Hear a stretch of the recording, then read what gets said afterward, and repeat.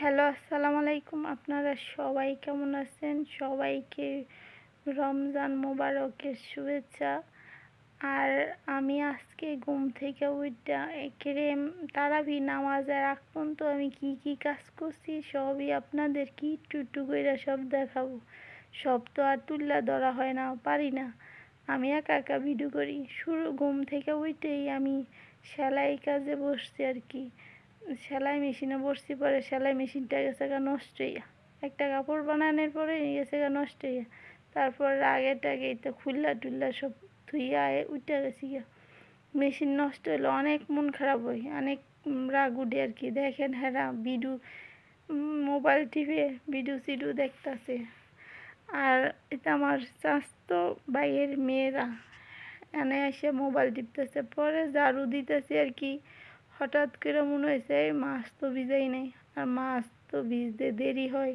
তখন ফ্রিজে চলে গেলাম আর কি মাছ নিয়ে আইতে। মাছ নিয়ে পরে গেলাম গা কলে। এটা আমাদের ঘরের ভিতরের কল। কলের মাঝে এলাম পানি দিয়ে মাছে আবার চলে আইছি ঝাড়ু দিতে। দেখেন ঝাড়ু দিতে দিতে রাস্তায় চলে আইছি। সারাক্ষণ ধরেন খালি পাতা পড়ে। এদিনও অনেক অনেক পাতা পড়ে। পাতা পড়তে পড়তে জীবন শেষ। এত পাতা যা বলার বাইরে। গ্রাম অঞ্চল গাছগাছালি বেশি। দেখেন আমার ঝাড়ু দেওয়া শেষ, আমি বাড়িতে যাইতেছি গা। যাইয়া ডেক পাতিল নিয়ে বাড়িয়ে গেছি আর কি। এটা আমাদের বাইরের কল। আমরা বাইরের কলেই সব কাজ করি। ভিতরে কালে খালি বাথরুমের পানি ব্যবহার করে ধরেন টিপকল মোটর এগুলো নাই। দেখেন আমার মাছ গেছে আর কি, বরফ ছাইড়া দিছে, বরফ নাই। আর তখন আবার চলে গেছি কুমড়া গাছের তলে কুমড়া পাতা আনতাম। আমি আজকেই মাছ দিয়ে মাছের পাতুরি বানাবো। আর এই মাছের পাতুরি বানাইতে আমার কুমড়া পাতা লাগবে। লাগবো তো আছেন, কিন্তু আমার কুমড়া পাতাটাই মনে হয় ভালো হইব আর কি। কুমড়া পাতাই খাইতে ভালো লাগে বেশি। আর দেখেন কুমড়া পাতা নিয়ে আসছি, এনে ভালো করে ধুয়ে নিলাম। তারপর আর কি ইফতারির টাইম হয়ে গেছে, এগুলা সব কিছু থুইয়া তারপর ইফতারি করতে আসছি। আর ইফতারি দেখেন আমি কি করছি।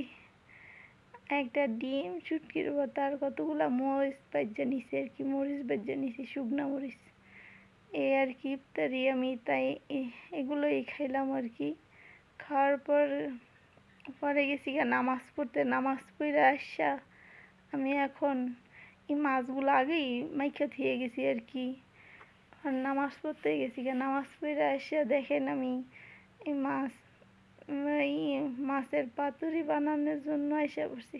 এখন পাতার মাঝে মাছগুলাইতে সবগুলাই দিয়ে দিতেছি।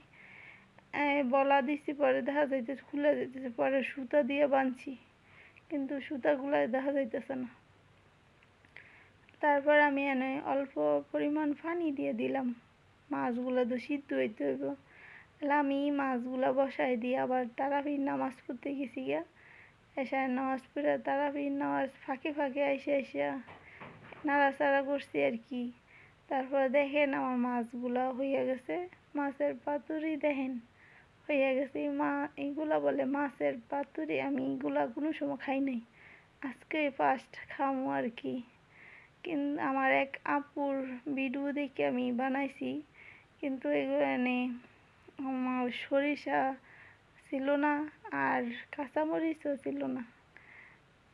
যা আছেন তাই দিয়েই বানাইছি, কিন্তু ভিডিওতে বলে না এগুলোর মধ্যে যে জাল বেশি করে ধরলে কিন্তু